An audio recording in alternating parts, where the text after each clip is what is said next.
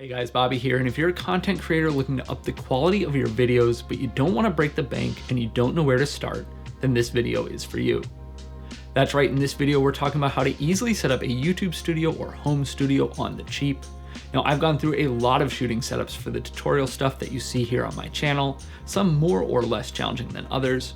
And I've been in my office, my wife's office, my old office, in our studio, and other places, but I think I've finally found a setup that I plan to stick with for a long time. One of the things that I always felt kept me from creating more frequently was the inconvenience factor. I'd have an idea, but I knew I'd have to go set up all of my recording stuff to get it made. So call it laziness, but that extra setup and teardown always felt like a waste of my time.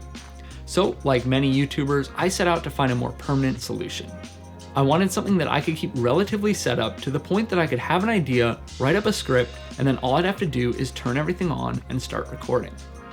The best part about this setup is that while it does take up some space, it doesn't require an entire room, though of course if you do have one available, that's going to be better.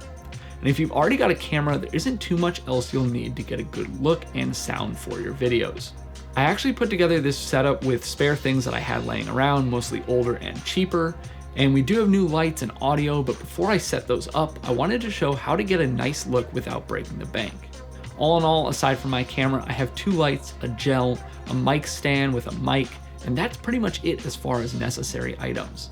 I do have a few other things that make my life easier, but those aren't necessary.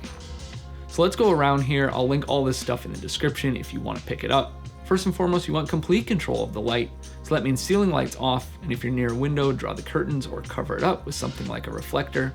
Here I've got my key light, which is a daylight softbox. This was the cheapest one I could find on Amazon probably 7 years ago or so.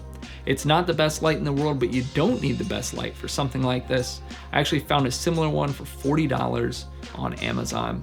Now, if you have a bit more to spend, you can check out the Godox SL60W, which is definitely a better light for around $150 or so. Or if you want some top-notch lighting, you can go with the Aputure 120D, which has rave reviews, but it's going to set you back about $600 to $800 without a softbox. We've also got another light back here, which is the Comer 1800, which is a light that we use for our wedding films sometimes. This is about $100, but you can definitely find something cheaper. You just want an on-camera LED light, and you can find a bunch on Amazon for $30 or so. It doesn't need to be too powerful, and you could just use it as a rim light turned more towards your back, and that would separate you from the background if you want. Or if you're like me and you hate the color of the walls in your office, you can throw a gel on there and point it more towards the background. Now, I like blue and purple gels because I think they work well against skin tones, but you can use whatever you want. Be sure if you are going to use gels that you have it pointed far enough away from you that the color doesn't spill onto you and give you weird skin tones. Next up, we've got our audio, which is a cheap mic stand, also from Amazon, with a Rode VideoMic Pro on it. Again, this is something we already had, and this is a pretty solid option as far as cheaper mics go. The new VideoMic Pro came out like a year ago, so you might be able to find one of these for a deal. Otherwise, you could look at the Video Micro, which is still a step up from your in-camera microphones. I like using a mic up above me like this as it does give me a little bit more freedom, but you could also go the route of a lav mic. For about $100, you can get a Zoom H1 and a lav mic, and that will be a huge upgrade if you don't have an audio solution other than what's built into your camera.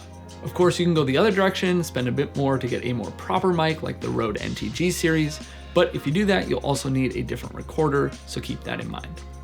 Those are really the main things that you need for making a great YouTube video setup: a key light, a second light, and an audio solution aside from your camera. Two other things I use here that I think make my life much easier are a monitor, which I have turned around towards me while I'm talking. This lets me see what I look like, and it also gives me accurate color representation as well as focus information. Now, some cameras have screens that flip around, which takes care of some of that. I've also got a mini teleprompter here, which I plan to dedicate an entire video to at some point, but this thing has made talking on camera so much easier for me and allowed me to stay more on topic, most importantly. Outside of gear, the most important thing is to pay attention to what is in frame. This studio is set up in my office, which is in a near constant state of disaster, but you would never know it because I was pretty intentional with this setup. This is my desk, so I made sure to clean it off and only have things that I wanted in the frame. The shelf above me here has some film cameras, and there's a drawing off to my right by an artist I like. My desk itself has a laptop with a different image on it with each video. I've got this light here, and I think that complements the background color and just kind of adds a pop of color in general. But as you can see over here, there are some random things on this side, as well as just a general mess in the shelves down below. All things I made sure to keep out of frame. So there it is, guys, my test setup, which just goes to show you don't need anything too crazy to get a good look for your videos. Beyond that, I can't stress how helpful it is to have a near permanent setup that allows you to quickly get started on any video. I'll have links to most of the things I talked about below. If you are doing something differently with your videos, I'd love to hear what has worked for you. And if you have any questions or comments, please leave them down below. If you enjoyed this video, I would be incredibly grateful to have you like it and subscribe for more videos like this in the future.